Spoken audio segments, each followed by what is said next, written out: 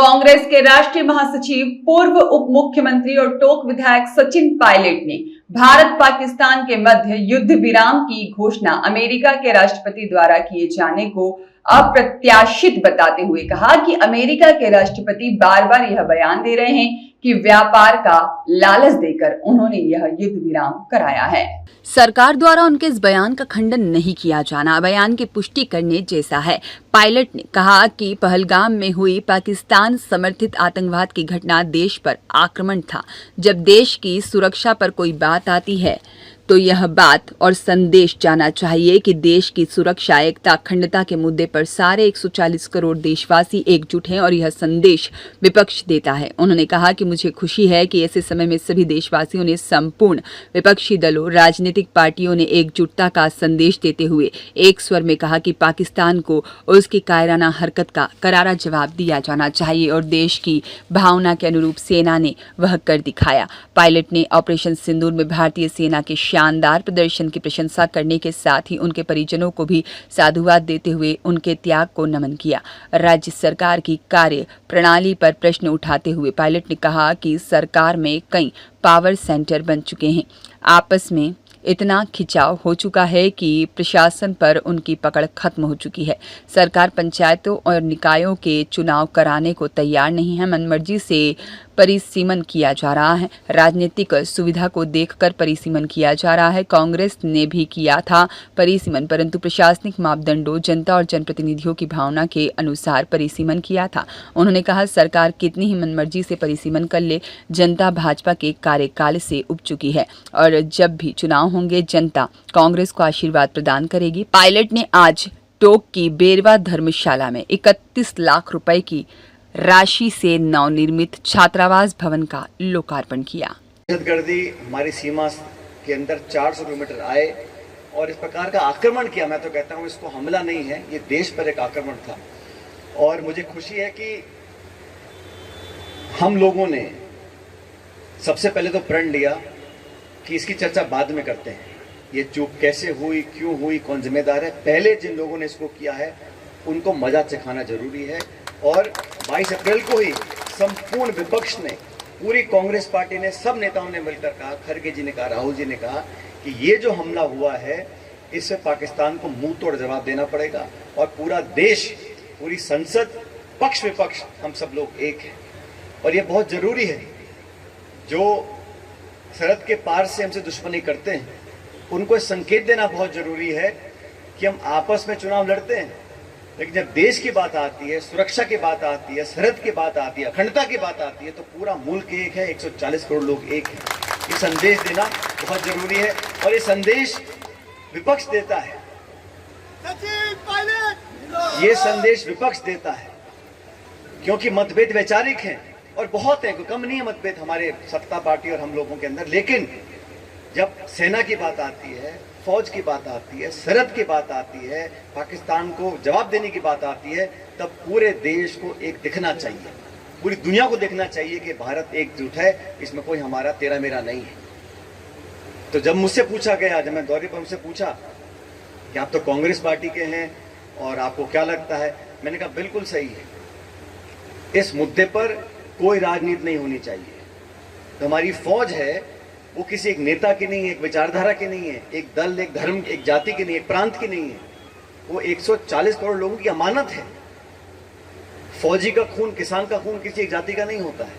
और जो हमारा लड़का खड़ा है वहां पे सरहद के ऊपर, वो क्या सिर्फ एक गांव की, एक समाज की, एक प्रांत की, एक धर्म की रक्षा कर रहा है? नहीं, वो पूरी भारत माता की रक्षा कर रहा है। तो ये भाव, और मैं तो साधुवाद देता हूँ, मैं हर जगह जाता हूँ। अभी मैं छत्तीसगढ़ में गया था, वहां पर एक जो पुलवामा में शहीद हुए थे उनके परिजनों से मिला मैं, छोटे बच्चे थे, उनके धर्मपत्नी थी। आप कल्पना करो उस घर पे क्या बीती होगी जब बच्चे और बीवी ने अपने घरवाले को अपनी आंखों के सामने मरता हुआ देखा होगा, उस पर क्या बीती होगी। क्या जिन लोगों ने इस काम को किया उनको बराबर की सजा नहीं मिलनी चाहिए? वो इंसान दरिंदे हैं वो लोग। तो जो 4-5 आतंकवादी आए थे उनको ढूंढकर, पकड़कर फांसी पर लटकाने का काम हमें करना चाहिए, चाहे कोई इसकी कीमत लगे। इस संकल्प में हम सब लोग एक हैं।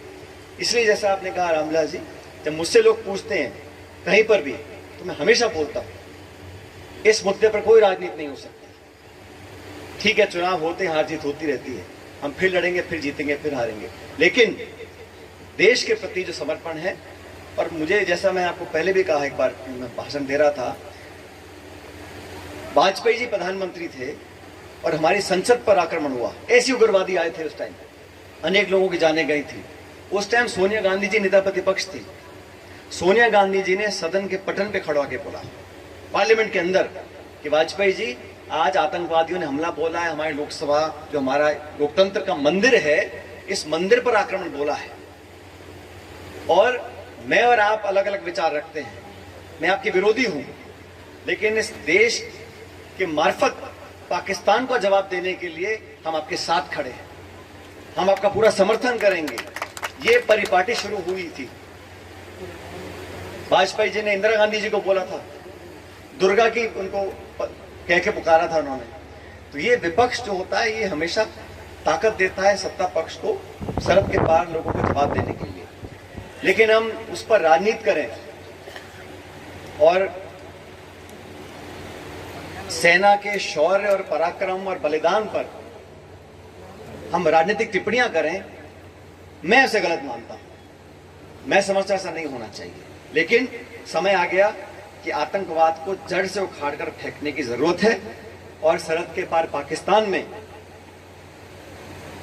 जो लोग सरकार चला रहे हैं, उनके हाथ में सत्ता नहीं है, सत्ता तो फौज के पास है, आईएसआई के पास है।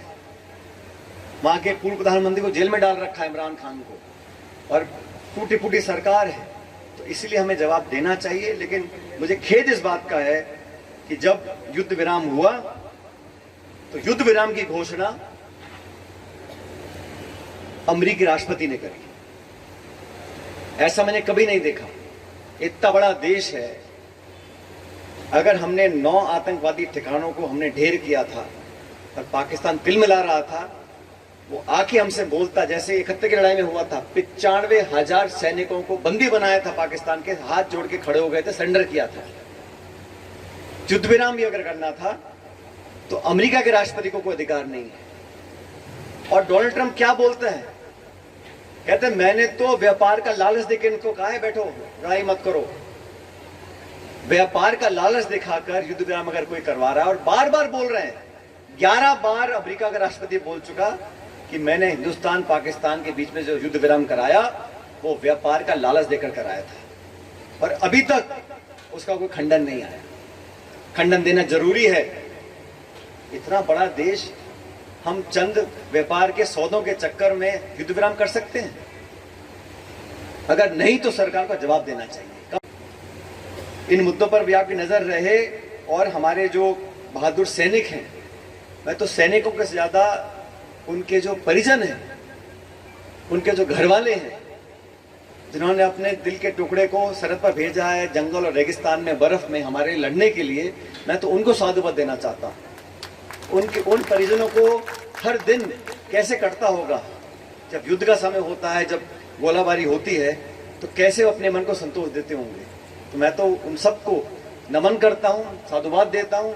और हम सब मिलकर इस देश में कुछ मुद्दों पर लेकर राजनीति ना करें तो हमारे देश के भविष्य के लिए बेहतर होगा। जहां तक सरकार के हाल आप देख रहे हो, इतना समय हो गया, चुनाव कराने को तैयार नहीं, ना पंचायत के ना शहर के चुनाव, परिसीमन हो रहा है, मनमर्जी से हो रहा है। जो जहां राजनीतिक सुविधा दिख रही है वहां लाइन बनाई जा रही है।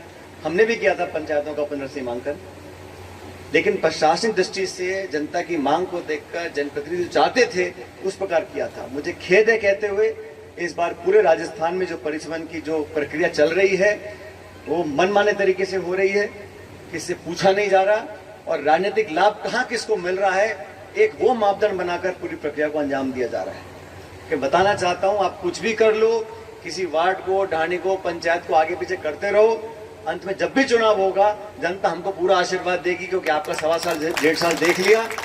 कोई यहाँ धनी दोरी नहीं है, एक दूसरे में आपस में इतना खिंचाव हो चुका है कि प्रशासन में पकड़ नहीं रही है जो आज सत्ता में बैठे हैं। तो आप सब बातों को जानते हो, जागरूक हो, लेकिन इस कार्यक्रम के लिए विशेष रूप से आप लोगों ने जो आयोजन किया है, मैं उसका धन्यवाद देना चाहता हूँ।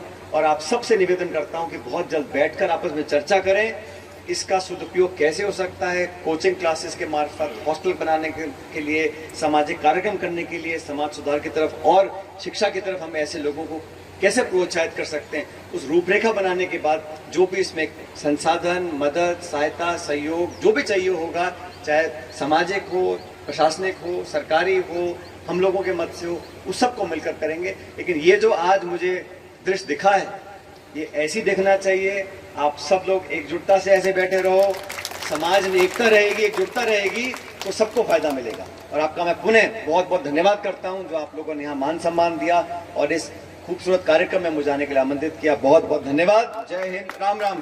ब्यूरो रिपोर्ट देश 24 एक्सप्रेस।